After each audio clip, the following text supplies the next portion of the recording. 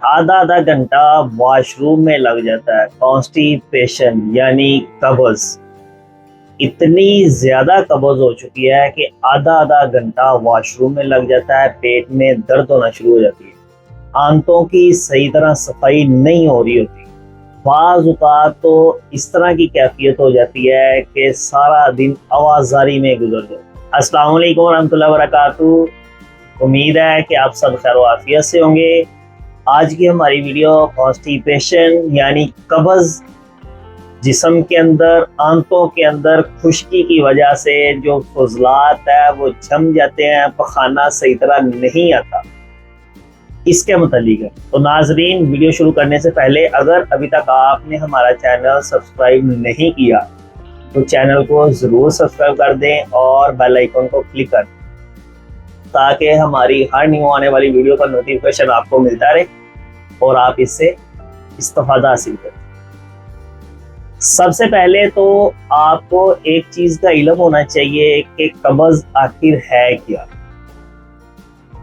बाज़ लोगों का ख्याल ये है कि 2 से 3 दफ़ा पखाने का आ जाना कब्ज़ नहीं है, लेकिन नाजरीन ऐसा हरगिज़ नहीं है। पखाना जो है 24 घंटे में एक मरतबा आना चाहिए।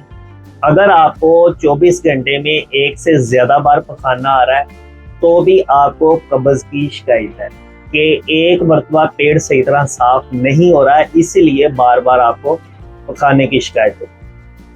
फिर वॉशरूम के अंदर ज़्यादा देर तक बैठे रहना भी कब्ज़ की अलामत। और बहुत से लोग इसी मर्ज़ की शिद्दत इतनी बढ़ जाती है कि कहा जाता है कि कब्ज़ जो है ये अम्मुल अमराज है, यानी बीमारियों की माँ है। अगर आपको कब्ज़ नहीं है, आपका पेट अच्छी तरह साफ हो रहा है, तो आपकी बॉडी के अंदर बीमारियों के चांसेस बहुत कम। कोशिश किया करें कि फाइबर का इस्तेमाल ज़्यादा करें। अब फाइबर क्या है? सब्जियों का इस्तेमाल, सैलिड का इस्तेमाल, ताज़ा फ्रूट्स का इस्तेमाल, जो कुदरती फाइबर्स हैं, अगर आप वो लेना शुरू कर दें तो आप जो है कॉन्स्टिपेशन आपको हरगिज़ नहीं होगी।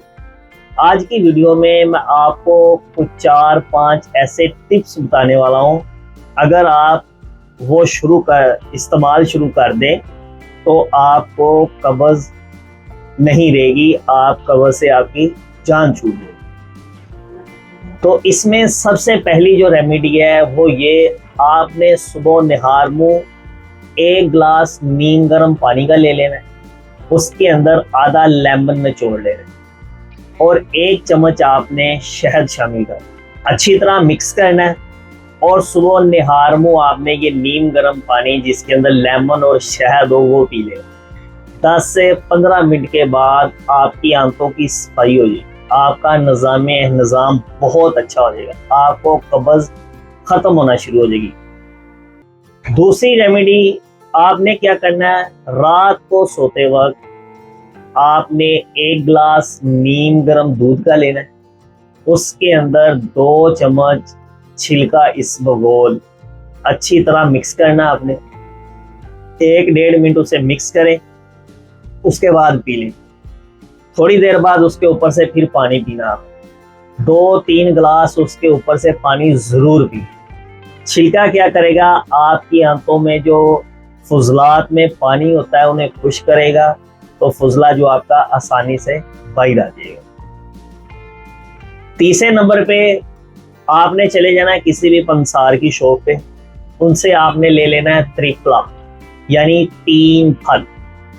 नंबर 1 खरीड, नंबर 2 बहेड़ा और नंबर 3 आंवला। तीनों चीज़ें आपने पाउडर तैयार करवा लेना।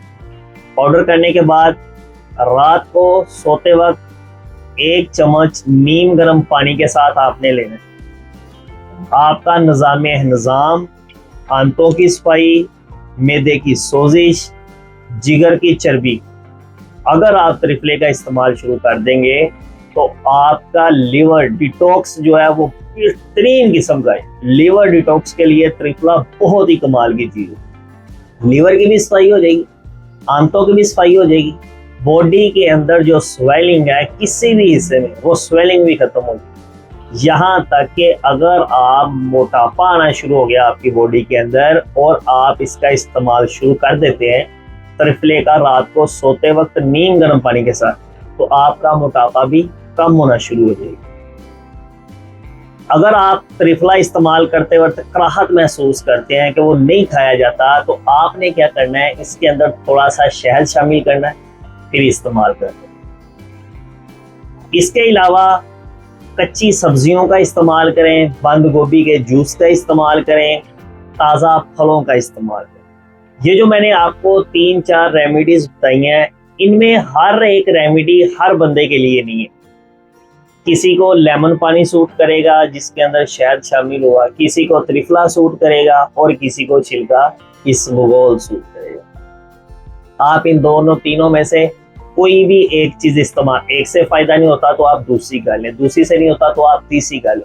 लेकिन अगर आपको तीनों रेमेडी से फायदा नहीं हो रहा तो याद रखिएगा, आपकी बॉडी के अंदर, आंतों के अंदर खुश्की की इंतहा हो चुकी है, आपको दवाई की जरूरत है। तो फिर आप किसी तबीब के साथ रुजू करें ताकि आपको उस जो है ना वो आपका अच्छा ट्रीटमेंट कर सके। तो रेमेडी इस्तेमाल करने के बाद आपने हमें वीडियो में कमेंट करके ज़रूर बताना है। वीडियो पसंद आए तो लाइक और शेयर भी करना है ताकि हमारी हौसला अफजाई हो और हम आपके लिए अच्छा कंटेंट बनाते हैं। जज़ाकुमुल्लाह खैर।